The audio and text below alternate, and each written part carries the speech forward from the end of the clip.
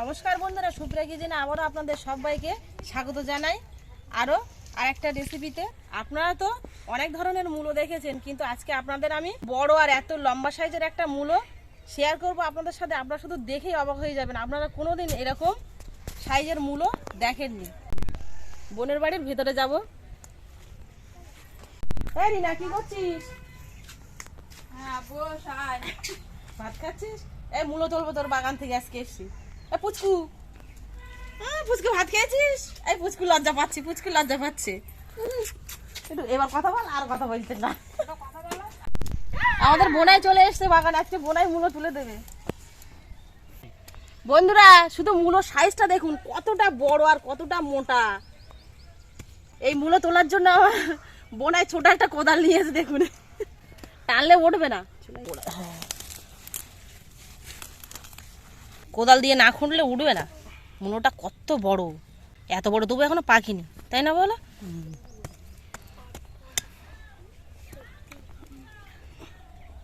মান কচু দেখেছি এরকম বড় সাইজে, কিন্তু মূলো দেখিনি, আমি তো দেখিনি। আমার বোনাই চাষ করেছে এবছর এই প্রথম এরকম সাইজের মূলো। মাথাটা ছাতার মতো।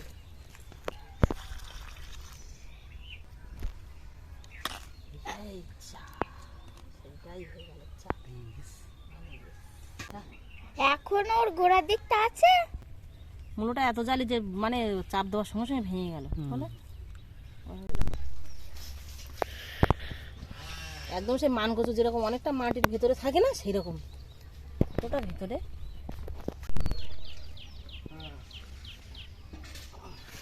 দেখুন নিচে কতটা ছিল, এখন এতটা।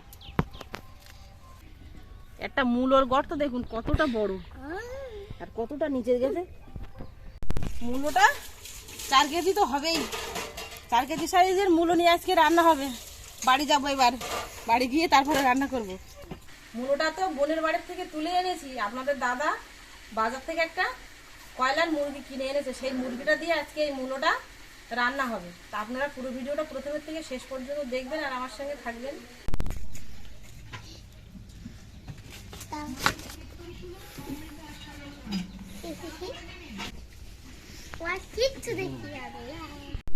এই গরম জল ঝালছি, দেখো হাত দিয়ে দেখো কিরকম গরম।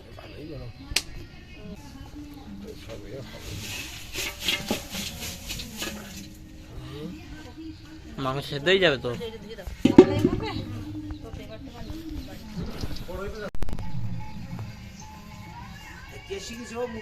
কয়লারটার মনে হয় অত আর খুঁটো বেরোবে না, বলো হাঁসের মতো। রান্না করে খাওয়া কত টেস্ট, সেটা বলছে কেনা নিয়ে যাবে আর বাবা বেঁধে খাওয়া ভালো লাগতে পিপে দিয়ে রান্না করে খা। রান্না করে আমি চাচ্ছি তোর যাতে না, তোর খাইবে না যা।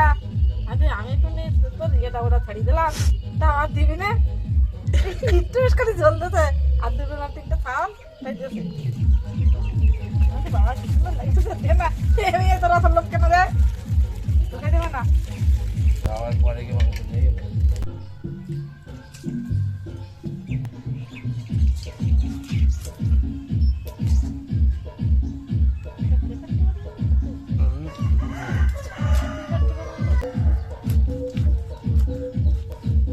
চাপুরে হাওয়া পাওয়া যাচ্ছে। এই যে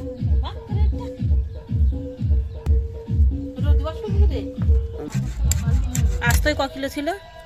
3 কিলো। আর কেটে কুটি কত হবে? 400 গ্রাম বাদ যাবে।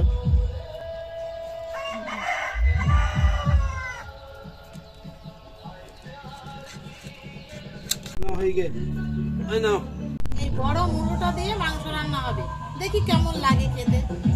মুড়োটা কেটে নেই।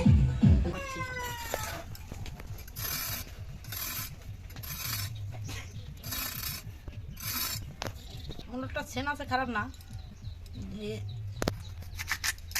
জালু আছে। মনে হচ্ছিলাম যে পেকে যেতে, পাকিনি, তারপরে হবে।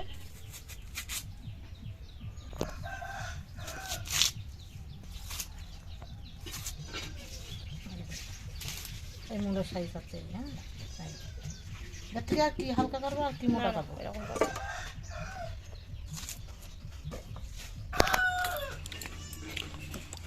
মিশলে গিয়া সর্দি কাটতে কাটতে মূলো খেয়ে ফেলছে।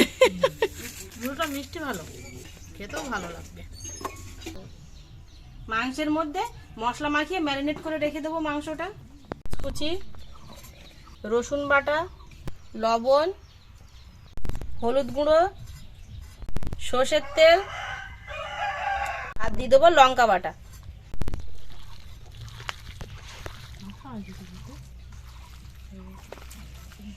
আলু কেটে নিয়েছি, এগুলো ভালোভাবে ধুয়ে নেব, বালি থাকে।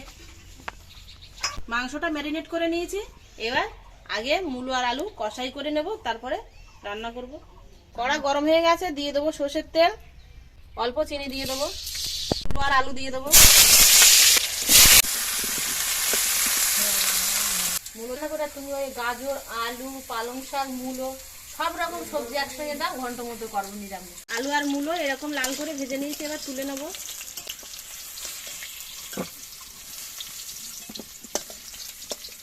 এই তেলের মধ্যে আর একটু সর্ষের তেল দিয়ে দেবো, দিয়ে দেবো গোটা গরম মশলা, তেজপাতা। এবার ম্যারিনেট করা মাংস দিয়ে দেবো।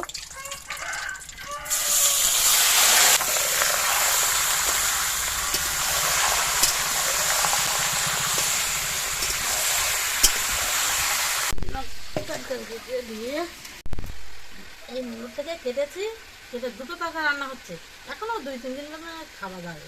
হ্যাঁ, অনেকদিন ধরে খাওয়া যাবে না। হ্যাঁ, অনেক বড় মূলো না বাবা, 4 কেজি, 2-3 দিন তো খেতে।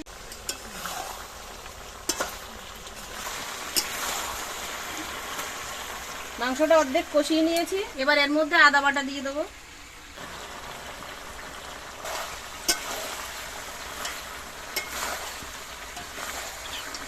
পড়ে গেছে, গরম পড়া বলে শুরু হয়ে গেছে। আর এই সরস্বতী মা সরস্বতী জলে গেলে আরো গরম লাগবে, আরো গরম হবে। তুমি সে গল্পের মতো বললে তো যে মা সরস্বতী জলে গেলে আবার গরম লাগবে। মিডিয়াম আছে, মাংসটা অনেকক্ষণ কষিয়ে নিয়েছি, এবার লো আছে মাংসটা কষাবো, নইলে কড়ার নিচে ধরে যাবে আর মাংসটা কষানো যাবে না। এই নাও একটু কষাই 2 পিস তুলে দাও তো দেখি কেমন হয়েছে। কষাই খাওয়া দাও, খেয়ে তো দেখি কেমন হয়েছে। মাংস কষাইটা কিন্তু হয়েই গেছে আর খুব সুন্দর হয়েছে কষানো। দেখুন মাংস সেদ্ধ হয়ে গেছে, এই যে কষাতে কষাতে কপিস আপনাদের দাদার জন্য তুলে দেবো।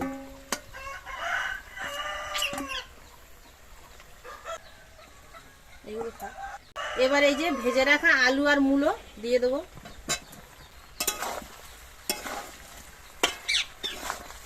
মূলো আর আলুটা একটু দেরি করেই দিলাম, কারণ কষাতে কষাতে মূলো আর আলু সেদ্ধ হয়ে গেছিল। মাংসটা পুরোপুরি কষানোর পরে আলু আর মূলোটা দিলাম। ঠিক আছে, ভালো লেগেছে কষাইটা। ঝাল ডাল কেমন হয়েছে সেটা বলো। ঝাল ঠিক আছে, ঝাল লবণ ঠিক আছে। ঠিক আছে, না লাগলে আবার পরে দিতে হবে। না ঠিক আছে।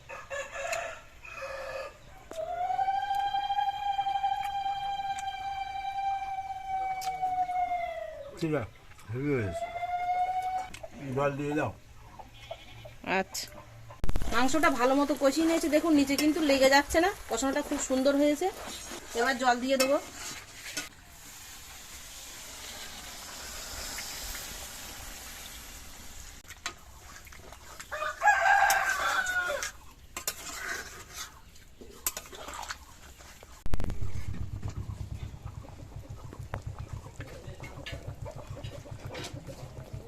গোটা গরম মশলা বেটে নেব।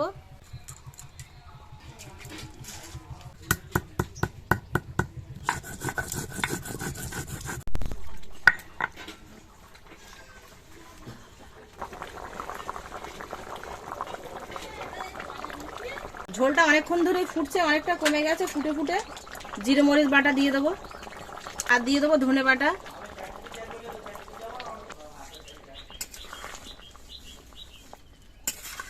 আবারও 2-3 মিনিট ফুটিয়ে নিয়েছি, এবার ওপর দিয়ে গরম মশলা বাটা দিয়ে দেবো, দিয়েই নামিয়ে নেবো সঙ্গে সঙ্গে। রান্নাটা হয়ে গেছে।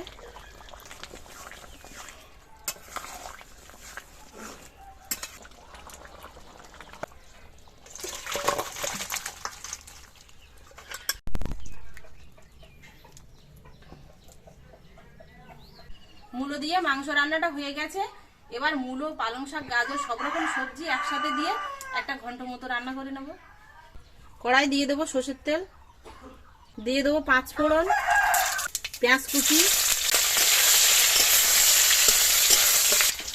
একটা তেজপাতা চেরা দিয়ে দেবো, আর দিয়ে দেবো কাঁচা লঙ্কা কুচি। দিয়ে রাখা সবজিটা দিয়ে দেবো।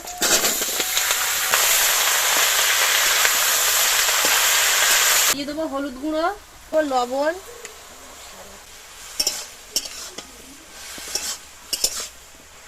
চাপা দিয়ে দেবো সেদ্ধ হওয়ার জন্য।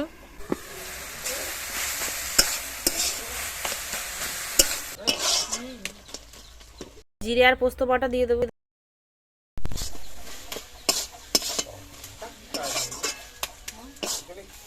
ঘন্ট রান্নাটা হয়ে গেছে, এর মধ্যেই কিন্তু আমি জল দিইনি।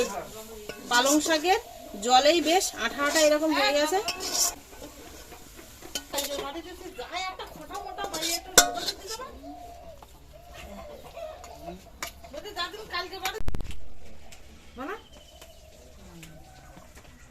রান্নাটা করে নিয়ে জায়গাটা পরিষ্কার করে নিয়ে সবাই মিলে বসে পড়েছি।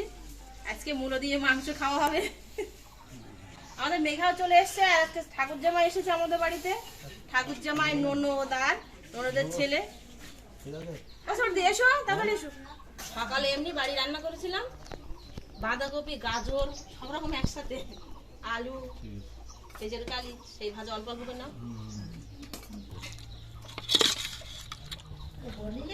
ঘন্ট নিরামিষ।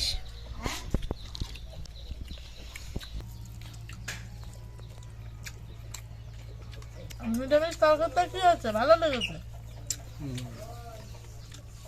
পালং শাক, গাজর, মূলো, আলু একসঙ্গে রান্না হয়েছে, ভালো লেগেছে নিরামিষ।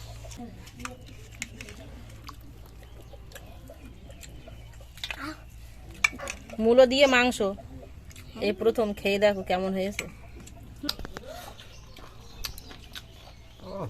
অসাধারণ টেস্ট, খুব ভালো লেগেছে খেতে।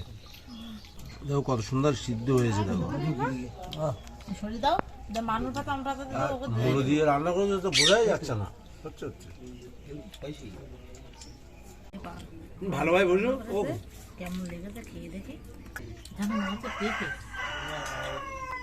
কত সুন্দর হয়েছে মাংসের তরকারিটা, খুব ভালো লাগে। এবার মূলো দিয়ে রান্না করে খাবে, খুব ভালো লাগে।